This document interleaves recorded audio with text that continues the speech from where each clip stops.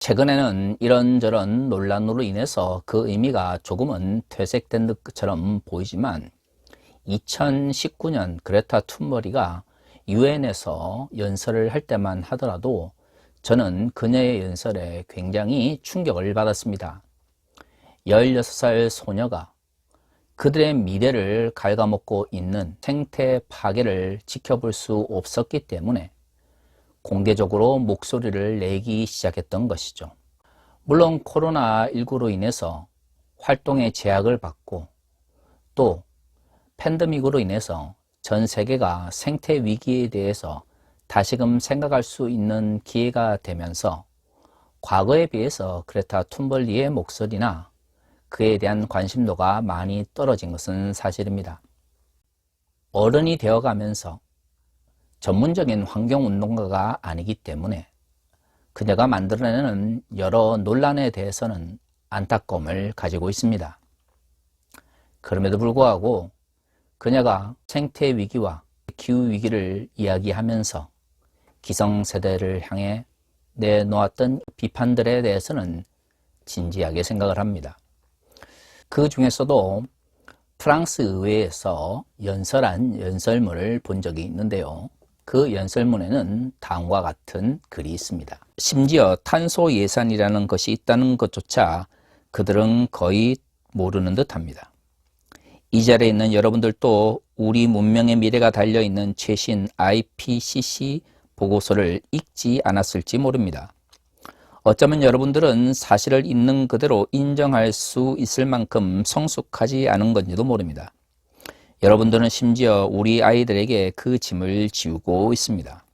그녀의 연설문에서 제가 가장 인상 깊었던 것은 눈앞에 보이는 현실을 인정하지 못하는 정치인들을 향하여 성숙하지 못하다라고 비판한 점입니다. 사실 어느 순간부터 우리는 이런 생각을 가지게 되었습니다. 내가 보고 내가 이해한 것은 현실 그 자체이다. 하지만 사람들은 현실의 문제 그 자체보다도 내가 그것을 어떻게 바라보고 이해하는가에 따라서 그것을 해석하는 경향을 가지고 있습니다. 그레타 툰버리의 말처럼 현실을 있는 그대로 받아들인다고 하는 것은 굉장히 높은 수준의 성숙한 인격을 요구합니다. 예수 그리스도를 주라 고백하고 그의 제자가 되기 위하여 따라가는 그리스도인들은 다를까요? 그렇지 않습니다. 우리 역시도 우리가 성경을 읽고 이해하는 방식대로 그것이 곧 하나님의 뜻이다라고 생각하는 경향을 가지고 있죠. 하지만 성경은 우리에게 반복해서 이야기합니다. 우리의 믿음은 왜곡될 수 있고 우리의 생각은 우리의 이해관계에 따라서 잘못 판단할 수 있습니다. 그래서 끊임없이 자기 자신을 돌아보며 성찰하는 삶의 모습이 필요한 것이죠. 그렇게 성숙한 인격을 향하여 나아가는 과정을 우리는 성화 혹은 그리스도의 제자됨이라고 이야기를 합니다. 우리가 하나님의 뜻을 올바르게 깨닫기 위해서는 그렇게 성숙해가는 과정이 필요합니다. 그리고 진정 성숙한 인격과 믿음을 가진 자만이 성경을 통하여 올바르게 하나님의 뜻을 깨달을 수가 있는 것이죠. 하지만 우리는 이 점을 종종 외면하며 살아갑니다. 그러다 보니 자신의 욕심과 자신의 이권이 곧 하나님의 뜻인 것처럼 착각하는 경우가 많이 발생합니다. 오늘 우리가 읽은 성경의 말씀은 고린도 교회를 향한 바울의 비판과 조언을 담고 있습니다. 나중에 기회가 되시면 고린도전서 11장을 전체 읽어보시기를 권해드립니다. 여러 문제가 있었던 고린도 교회에서 성찬을 두고도 문제가 발생합니다. 당시 고린도라고 하는 도시는 로마 사회 내에서도 경제적으로 특히 무역업이 발전했던 곳입니다. 어떻게 보면 근대 자본주의 이전에 초기 자본주의의 원형을 찾아볼 수 있었던 곳이죠. 그렇기 때문에 경제적인 측면에서 부익부, 빈익빈의 현상이 나타나기 시작했습니다. 교회도 거기로부터 자유롭지 않았던 것이죠. 그러다 보니 교회 내에서 부자인 사람들과 가난한 사람들이 성찬의 문제를 놓고 갈등이 생기게 됩니다. 고린도 교회처럼 초기 기독교 전통에 따라서 교회가 성찬을 준비하는 것이 아니라 성도 한 명 한 명이 성찬을 위한 음식을 가져오는 것이 일반적이었습니다. 문제는 부요함의 정도가 각 성도들마다 다르다 보니 그들이 가져오는 음식과 또한 성찬을 위하여 모이는 시간들이 각각 달랐다는 것이죠. 종교 자유가 있는 21세기에는 예배 시간을 정하고 사람들이 모여서 예배를 드리면 끝이지만 당시로서는 다양한 직종에 있었던 사람들, 특히 기독교에 노예들이 많았기 때문에 자신들이 원하는 시간에 와서 예배를 드릴 수가 없었습니다. 경제적 측면에서도 성찬을 위하여 가져오는 음식의 종류와 양이 다르고 예배 시간도 모두가 일정하게 맞출 수가 없다 보니 바울과 같은 사도들의 말씀을 듣고 성찬을 나눌 때에 부자들은 비교적 여유로운 상태에서 많은 음식을 먹고 그러지 못한 사람들은 성찬에 늦게 참여해서 그들이 가져온 음식도 제대로 먹지 못하는 경우도 많았던 것이죠. 사회에서도 빈익빈, 부익부의 왜곡된 불평등의 현상이 발생하는데 그것이 그대로 고린도 교회 내부에서도 특히 예수 그리스도의 몸을 기억하고 참여하는 성찬의 예식 가운데서 그러한 비극이 발생된 것입니다. 많은 사람들이 예수를 믿고 따르면 다 된다고 생각하지만 사람들의 믿음이라고 하는 것은 주변 환경에 따라서 많은 영향을 받습니다. 평등과 인간에 대한 사랑을 강조하셨던 예수 그리스도의 설교를 들으면서 교회 내에 발생하는 불평등과 빈익빈 부익부의 잘못된 사회적 현상을 직면했을 때 당시 초기 기독교 공동체의 사람들은 하나님의 말씀을 제대로 이해하고 받아들일 수 있었을까요? 그렇지 않습니다. 만약에 사회적 환경이나 경제적 여건과 관계없이 하나님의 말씀을 잘 들을 수 있었다면 고린도전서가 쓰여지지 않았을 것입니다. 성찬에 참여하는 이들이 예수 그리스도의 몸에 참여한다라고 말은 하면서도 실질적으로는 그 성찬을 통해서 사회적 문제와 빈부의 차이를 드러내는 것에 대해서 아무런 문제의식을 가지고 있지 않다라는 것이죠. 그것은 성찬을 더럽게 만드는 것입니다. 오늘 우리가 읽은 본문에서 알 수 있는 것처럼 자신의 부유함을 교회에서까지 드러내기 위해서 성찬 음식을 많이 가져오고 또 그것을 가난한 사람들 앞에서 먹는 모습을 보여줌으로써 만족감을 느낀다면 그것은 성찬을 더럽게 하는 것이므로 바울은 그렇게 하고 싶다면 집에서 혼자 음식을 먹고 마실 것을 이야기합니다. 사실 바울의 가르침 중에 많은 부분은 어떤 예식에 참여하느냐, 어떤 성례를 진행하느냐 보다 거기에 참여하는 사람들의 마음과 자세가 더 중요합니다. 사실 그것은 구약의 선지자들의 이야기 속에서도 자주 등장하는 이야기입니다.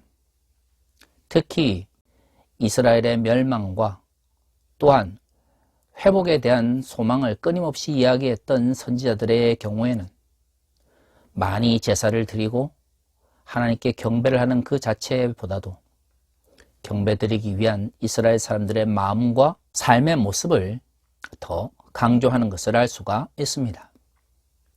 그러한 구약의 전통 속에서 보면 오늘 우리가 읽은 이 고린도전서 11장 29절에서 34절의 말씀은 성산 자체가 사람을 거룩하게 하는 것이 아니라 성찬에 참여하고 있는 사람들이 거룩한 삶을 살아야 한다는 것을 전제로 하고 있는 것이죠. 성찬 자체가 만약 거룩하게 사람을 만드는 것이라면 부자가 자신의 음식을 자랑을 한들 성찬에 참여하는 그리고 그 행위를 하는 것 자체가 중요합니다.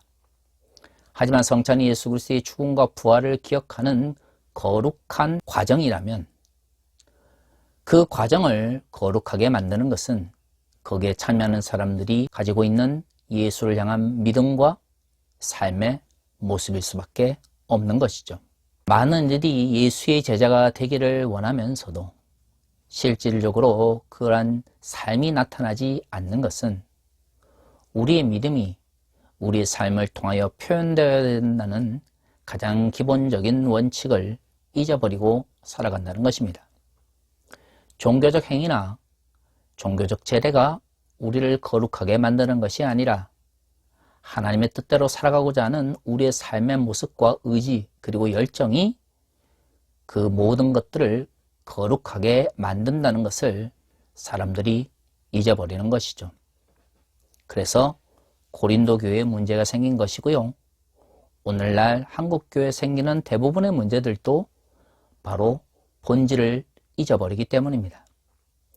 예배에 참여했다, 헌금을 했다, 교회 봉사를 했다라고 하는 것이 중요한 것이 아니라 우리가 교회를 나가면서 왜 교회를 나가고 있는지에 대하여 스스로에게 끊임없이 질문하며 교회 밖에서의 삶 가운데서도 우리가 하나님 보시기에 아름다운 삶을 살아가고 있는지에 대해서 고민하며 성찰해야 하는 것입니다. 그런 것이 없는 상태에서 종교적 제례에 참여하는 것만으로도 만족하기 때문에 한국 교회가 세상 사람들로부터 비판받고 욕을 먹고 있는 것이죠. 성숙하지 못한 믿음이 성숙하지 못한 교회를 만들고 성숙하지 못한 교회가 하나님 나라의 가치를 더럽히고 있는 것입니다. 우리가 하나님의 뜻을 바르게 깨달고 있다라고 하는 착각이 우리 자신의 성찰을 가로막고 있는 것이죠. 성숙한 사람만이 현실을 있는 그대로 받아들일 수 있는 것처럼 성숙한 믿음을 가지고 있을 때에 우리 자신의 잘못을 돌아보며 또한 우리의 삶을 성찰하는 행동이 생겨날 수 있는 것입니다. 하지만 어느 순간부터 한국 교회에서 성숙한 인격과 믿음에 대한 이야기들이 사라지고 있습니다. 종교적 제례에 만족하고 그저 눈에 보이는 교회에서 일정한 직분과 명성을 얻는 것에 만족하다 보니 목사의 삶이 중요해지지 않게 된 것이고 그리스도인의 일상이 외면받게 된 것입니다. 과연 2000년 전 바울의 책망을 들었던 고린도 교회의 모습과 21세기 한국 교회 오늘날 우리의 모습은 얼마만큼 달라져 있을까요? 저는 많은 부분 그들의 잘못을 반복하고 있다고 생각을 합니다. 이 모든 것이 결국엔 현실을 올바르게 바라보지 못하는 미성숙한 인격과 믿음에서 나온 것이죠. 고린도 교회에서 성찬을 욕되게 했던 사람들이 정말로 자기 자신뿐만 아니라 교회 공동체 내에서 가난한 자들과 성찬에 참여하는 것을 힘들어하는 성도들에 대해서 이해하고 배려하며 공감하는 능력이 있었다면 고린도 교회 내에서 성찬으로 인하여 갈등이 생기지는 않았을 것입니다. 하지만 고린도 교회는 어떤 교회였습니까?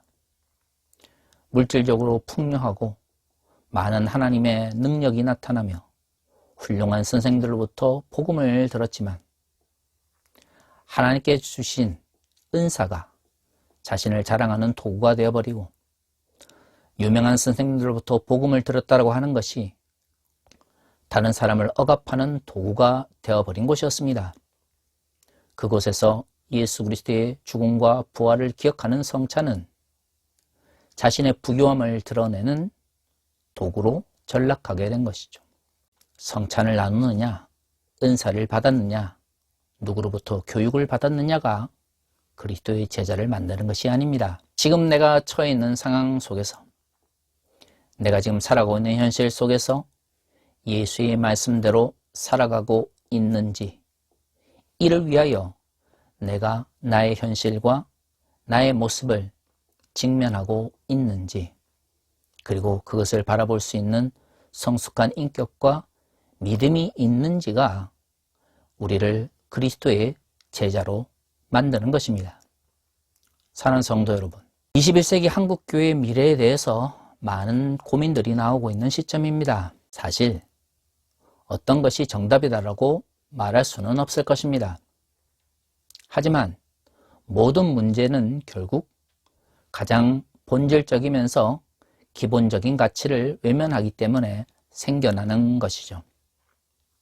사랑을 아무리, 인간에 대한 배려를 아무리 강조한다고 해서 성경을 그것을 막지 않습니다. 인간의 가장 부정적인 감정들, 혐오와 차별감과 타인에 대한 미움들을 하나님의 말씀으로 정당화하는 현실이 나타나기 때문에, 그래서 많은 이들이 한국교회를 걱정하는 것이죠. 지금부터라도 보다 인격적인 믿음, 인격적인 그리스도인, 인격적인 삶의 문제를 고민하는 교회가 되면 어떨까요? 타인에 대한 사랑과 배려에 대해서 믿지 않는 사람들보다 한 번 더 이야기하고, 오늘 성경에 있는 것처럼 교회 내에 어려움을 겪고 있는 가난한 자들과 고난 가운데 있는 자들을 돌아보는 그러한 한국교회를 향하여 어느 누가 비판하고 혐오를 조장할 수가 있겠습니까? 하지만 성찬을 더럽히며 자신의 부유함을 성찬을 통하여 드러내려 했던 사람들은 정작 그들의 물질적 도움을 필요로 하는 가난한 자들과 고난 가운데 있는 자들을 외면하였습니다. 오늘 한국교회 역시도 그와 유사한 잘못을 반복하고 있지 않은지 우리 자신을 돌아보아야 합니다. 교회가 더 잘되고 교회가 더 부유해지며 교회가 더 커질수록 인간에 대한 미움과 혐오, 차별이 더 강해지고 하나님의 나라의 뜻이 그 가운데서 사라져 간다면, 그러한 교회는 하나님의 나라를 위해서라도 몰락의 길을 걸을 수밖에 없을 것입니다. 지금이라도 우리 자신을 돌아볼 수 있기를 바랍니다. 다 같이 기도하겠습니다.